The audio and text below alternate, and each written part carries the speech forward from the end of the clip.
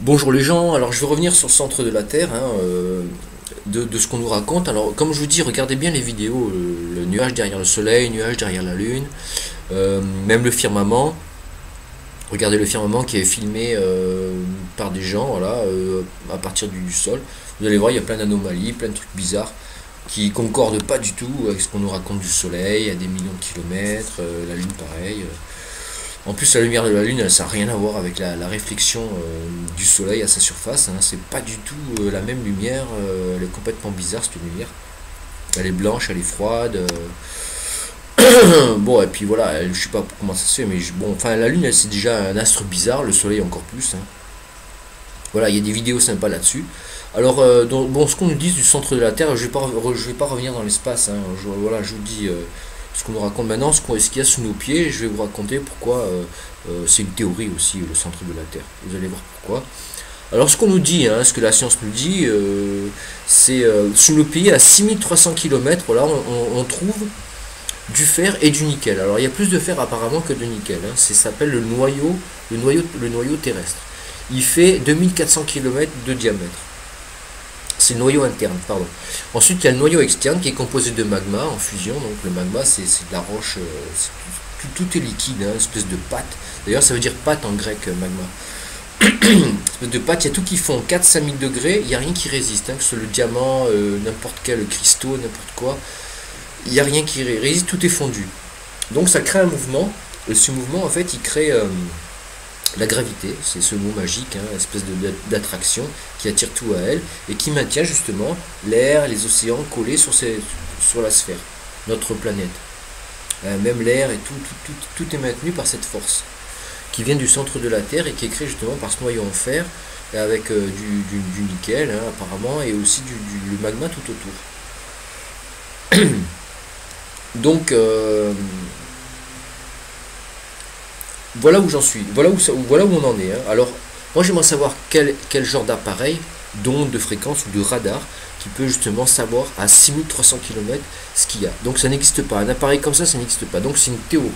On est bien d'accord, il n'y a personne qui allait voir à 6300 ou peut-être même à 5000 ou même 4000 km, ou même 3000 ou même 2000 ou même 1000 km. Personne qui peut savoir ce qui se passe dessous. On va revenir dessus. Donc en plus, voilà, ce fameux appareil, voilà, s'il existe, hein, il doit traverser 6300 km, il doit traverser des couches de gaz, des couches d'eau sous pression, des fluides hydrothermaux, des gaz, sûrement de la glace, des cristaux, des minéraux, des rochers, des nappes de je sais pas quoi, d'eau sous pression, des poches de gaz, voilà, etc., etc., sans déformation, et nous dire exactement, voilà, bah, c'est du fer, il y a du magma, et vous voyez, l'information n'est pas déformée, hein, par ces 6300 km. Bon, là, cet appareil n'existe pas, il faut arrêter le délire. C'est une théorie, hein, le centre de la Terre. C'est une théorie. Comme je vous l'ai dit, après le magma il remonte par des cheminées magmatiques, etc. Après ça arrive en surface, c'est de la lave. Bon, alors d'où il vient le magma, on ne sait pas en fait. Voilà, on ne sait pas d'où il vient, est-ce qu'il existe vraiment? Je sais pas. Mis à part tous les organismes de géologie, de volcanologie officielle, hein, ils nous montrent toujours des éruptions volcaniques. C'est toujours ces organismes, hein, qui ont comment dire, qui nous montrent ces photos, qui ont le droit de diffuser apparemment, ou qui ont le droit, seuls eux ont le droit de filmer ce genre de trucs, parce qu'il n'y a que eux qui nous diffusent ce genre d'informations.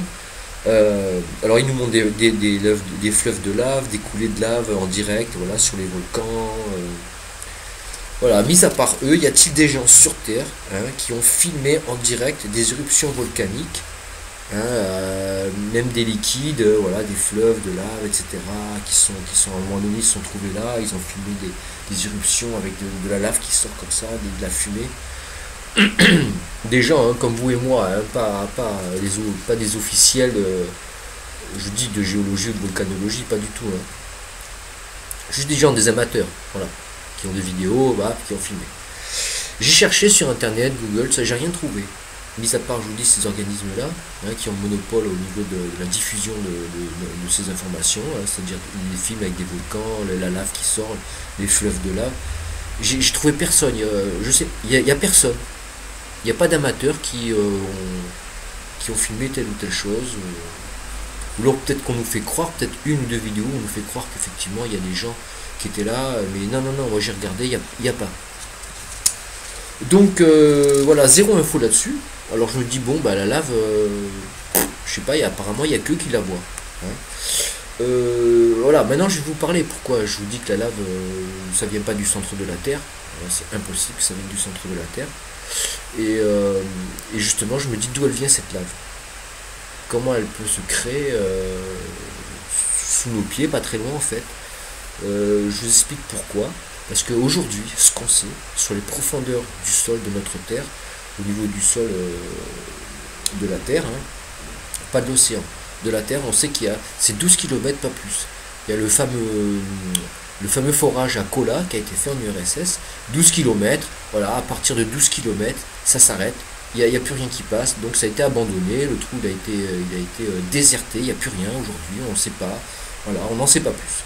Ensuite, au niveau des océans, il y a comment dire, la fosse des Mariannes dans le Pacifique. Elle a été complètement explorée en 1951, puis en 2012 par deux scientifiques qui l'ont recartographiée et ont déclaré une profondeur maximale de 10 994 mètres avec 40 mètres de marge d'erreur. Voilà. Ensuite, après, il y a des géologues qui se sont intéressés aussi à la fosse des Mariannes, parce qu'ils estiment que c'est de là qu'est survenu le déluge. L'eau serait sortie en pression. Hein, ils disent qu'il y a eu une pression hypersonique. Donc l'eau serait montée à plusieurs dizaines de kilomètres de hauteur. Et ensuite, bon, je sais pas. Mais ils disent qu'il y a une vague dans les anciens textes, les anciens écrits. Hein, je pense que c'est au niveau des Celtes et dans d'autres... comment dire, dans d'autres civilisations aussi, on retrouve une espèce de vague de 4 km hein, qui déferle. Alors je sais pas s'il y a une ou deux vagues, mais il y a une vague de 4 km effectivement qui a déferlé, qui a tout arraché, bon, les arbres, les animaux, les êtres, tout ce qui était vivant. Hein. Donc à partir de cette fissure, ils estiment que cette fissure, elle s'est produite entre 15 et 16 km, ou 14 et 16 km. Bon, 12, 14, 16 km, mais bon, de ce qu'on sait, c'est 12 km. Voilà. Eux, les géologues qui ont étudié le terrain au niveau de la fosse des Mariannes, connaissaient pas la profondeur. Donc ils ont estimé. Alors peut-être effectivement qu'avant, il y avait peut-être dessous, il y avait peut-être quelque chose, après ça s'est refermé, je sais pas, mais aujourd'hui c'est ce qu'on sait. C'est voilà, au niveau du sol, 12 km, fosse des Mariannes, 10 994 mètres, et ensuite après la fosse des Mariannes, il y a l'océan Atlantique avec dans le golfe du Mexique. On est arrivé à 4384 mètres de profondeur. C'est dans les années 90, il y a un chercheur, un scientifique, monsieur Mike Degré, qui est descendu en bathyscaphe et qui a rebondi sur une surface, la surface d'un lac sous-marin. Il pouvait pas, il a rebondi plusieurs fois, c'était impossible, c'était trop dense. Il ne sait pas ce que c'est comme matière, apparemment c'est tellement dense que ça rebondit, il n'y a rien qui passe. Voilà, c'était pour le tournage d'un film Les Profondeurs. Ensuite, il a voulu revenir quelques années plus tard pour justement revenir à là où il a vu cette anomalie au niveau des fonds marins. Et son hélicoptère a eu une explosion, il est mort, le pauvre, il est décédé, paix à son âme. C'est un accident qui est survenu le 4 février 2012. Voilà, on n'en sait pas plus hein, sur le golfe du Mexique. Voilà, après ça, il n'y a plus rien qui s'est passé. Voilà. On ne sait pas. Alors c'est une vidéo, je vous demande si vous par rapport à monsieur Mike Degré, c'est Terre plate, ce qu'a découvert Mike Degré. C'est sur Matrice TV. Ensuite il y a Terre plate, les abîmes épisode 1. C'est sur l'Union, 6 juin 2016. Donc voilà où on en est aujourd'hui hein, sur la surface au niveau du sol, 12 km, au niveau des océans 10 900 machin.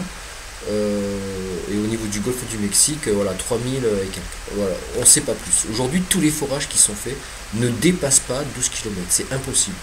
Voilà, 4, 5 km, 10 km, 8 km, bon, pour trouver du pétrole ou même des gisements de je sais pas quoi, peu importe. Mais ça n'excède pas 12 km. Et je vais revenir sur une autre vidéo, c'est l'histoire de Gog et Magog.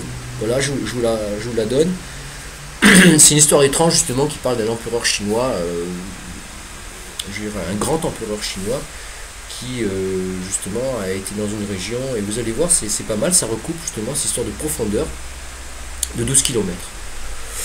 C'est assez étrange, hein, c'est tiré du Coran. Vous allez voir, c'est bizarre. Donc, alors, prochaine vidéo, je vous raconterai l'histoire de cet empereur chinois. Salut!